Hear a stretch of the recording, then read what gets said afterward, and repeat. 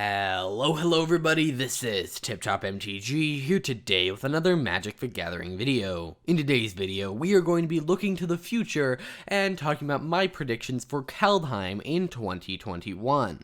So for those of you who don't know, the next standard set coming out will be Kaldheim in late January / early February of 2021.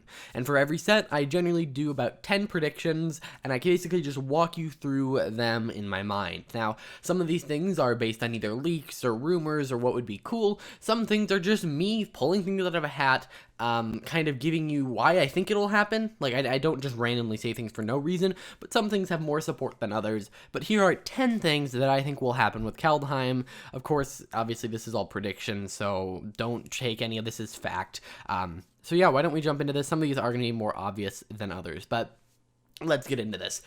First off, I think that Kaldheim will see a massive power down for Standard, but will be designed in such a way that it'll become powerful in other formats. And I'll explain the second part of that, but generally I think Kaldheim is going to be where we start to see the decline in power level. I mean, we kind of already saw it with Zendikar Rising, excluding Omnath.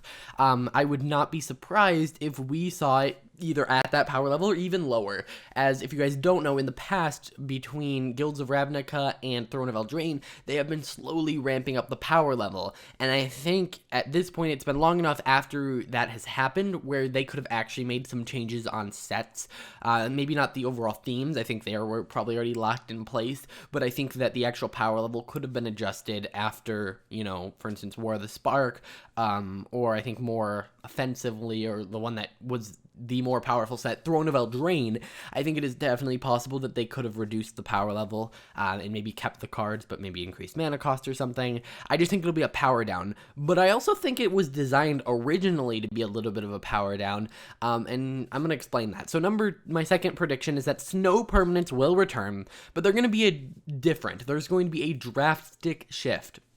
For those of you who don't know, snow permanents are essentially a new permanent type, or not a new, I guess, but it's a permanent type, and anything that produces mana that is also a snow permanent produces snow mana. Not no mana, but snow mana.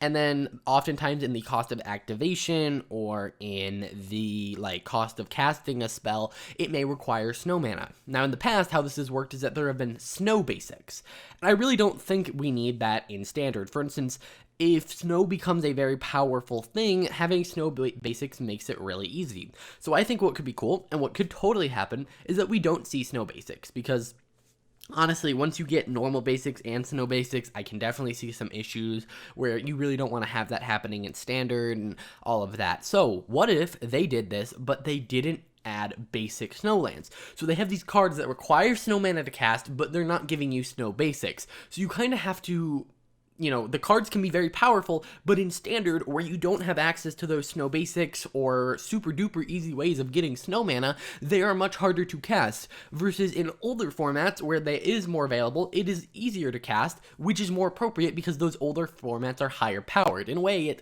kind of says, oh, if you have snowlands in your format, this card's going to be a lot better. And obviously they could do snowlands, but I don't really see a rare cycle of snowlands because we are getting the modal double face cards. But yeah, I could definitely see them not including snow basics and essentially having the challenge of playing snow, getting the snow mana. And doing that could be kind of interesting and lead to interesting cards where, you know, maybe Oko, who I'm going to predict later, he requires snow mana to cast, and he can be a really powerful card, but if it's difficult to get snow mana, you know, that won't affect Standard too much, but it'll affect older formats. And I'm not saying they should just add splashy cards to older formats, but they are generally trying to sell cards to people who play all formats. And so if they can find a way to not make something super powerful for Standard, but still make it a good card for, I don't know, Vintage or Legacy or Commander or something, then I think they're going to do that. So I think if they make it harder to get snow mana, the cards can be more powerful, and I think that could be a really interesting way it could be done. I also think Kaldheim will be the first time in a while there are no theme boosters. So theme boosters, I don't know if people actually know this, they are not set boosters, they are not collector boosters, they are essentially monocolored boosters, where you're paying like double the price of a normal booster to get like 30 cards, and there are a lot of commons and uncommons that are all in the same color. And honestly, I feel like they don't sell well. Maybe they do and I just don't notice, but I think that we're starting to get to the point where there are so many different types of boosters. I think they're going to cut them back. And honestly, theme boosters have kind of been like the runt of the group for a while. They're the only booster not to have a like booster box. So I would not be surprised if we see those go away or see them completely revitalized in Kaldheim. But I just really don't see, after set boosters going so well, them continuing with theme boosters. Then I think that the Planeswalkers of Kaldheim will be Kaya, which has already been kind of confirmed through leaks, Oko, and I think we're going to see a brand new Planeswalker that is home to the planet. I mean, look back at standard sets. Normally, we get a new Planeswalker every single set we go. I mean, let me think. In Zendikar, who did we get? We got Jason Nahiri, so we didn't get anyone new. Jason Nahiri Nissa, we didn't get anyone new there. But in, like, Core Set 2021, we got Basri. In Ikoria, we got Luca. In Theros, we got... oh, I forgot his name. The enchanter guy. The green-white enchantment caring about... Calyx, that's his name. So, like, we normally get a new Planeswalker, so I think that's pretty fair. Kaya's already been kind of leaked, and I think Oko could make a return. There's been a lot of rumors about that, and I think it could make a lot of sense. Next, let's talk about showcase styles. I think that the showcase styles will be similar to the Metal Secret Lair, but with a more consistent frame. I think that style, first off, we've seen a little bit of it, but I think that putting that style, but having a more consistent frame would fix a lot of the issues, especially for a standard product. If they did do something that was like full on that Secret Lair, that would be pretty crazy, but I really don't see that happening. I see it being more just like metal, kind of not metal movie posters, metal like music posters, but they have a more consistent frame that's a little bit more normal compared to the Secret Lair that was like weird mana symbols everywhere and card name was hard to read. So yeah, I definitely see that happening. I also think legendary permanents will be a theme in Kaldheim, and maybe not legendary permanents specifically, but legendary artifacts.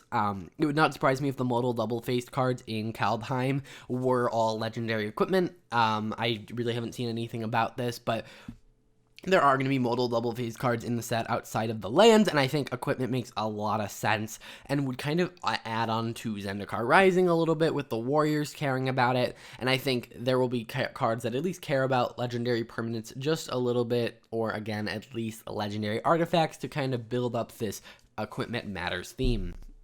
Next, I think that Kaldheim will directly lead into the February Secret Lair Super Drop. We've already gotten the confirmation that in February we are getting a Secret Lair Super Drop, and it would not surprise me if after every main set release we get a Super Drop, where at least one or two of the drops within that Super Drop are related to the set. So yeah, I definitely think this is going to happen, especially with the first drop coming in February and Kaldheim releasing in February. I think it makes a lot of sense. I'm not a huge fan of Secret Lairs, but I definitely think this could happen. Now, I know this is crazy, and this next one really is. I don't think there will be a card in Kaldheim that is going to get banned. Like, no crazy mythic legendary like Omnath or any of that. We are going to see it not get banned, and there will not be a card that deserves to get banned and they don't ban it. Because in the past, I think there have been cards that definitely needed to be banned but never were. Or were so late that it didn't matter, for instance, Teferi from War of the Spark. But I think there will be no cards that deserve a ban. And this kind of goes with the massive power down. I think that because of how they're doing snow mana, it'll be designed in such a way that it won't be a problem. The only issue is, if they do go the way I'm talking about with snow mana, maybe they do create something super powerful thinking it'll be really difficult to do, and it ends up not being difficult. So I either think we're going to get a ton of stuff banned out of it, or nothing. Next, I want to talk about the gods of Kaldheim. They're almost guaranteed going to be, especially saying what some leaks have seen. I think they're going to be done in a unique way. We're not just going to see gods that are indestructible. And what I mean by, like, gods and being unique and stuff is that each god from different planes all do different things for indestructibility, because generally the gods are indestructible in some way. For instance, the Amonkhet gods are always indestructible, but they can't always attack or defend. The Theros gods are sometimes enchantments. The War of the Spark gods tuck themselves in your library. The Amonkhet gods come back to your hand. And I think Kaldheim will do something unique along the lines of with snow permanents that will make the gods somewhat feel unique. And then I think Kaldheim will be somewhat disappointing when it comes to limited, and will be more focused around constructed as they try to delicately place the balance with snow permanence and all of that. So if you're someone who really loves limited, I am kind of not looking forward to the set based on my predictions. But for someone who likes constructed, I think it could create some very interesting things with both modal double face cards and snow permanence. Either way, guys, that is going to do it for this video. Here are just some of my predictions. What do you guys think about them in the comments down below? Let me know. As well, in the comments, let me know what you guys think is going to happen with Kaldheim. And, of course, I hope you guys enjoyed. Later this week, there'll be some standard gameplay and some predictions for Magic, more specifically MTG Arena in 2021. So, I will see you guys in the next video. Bye.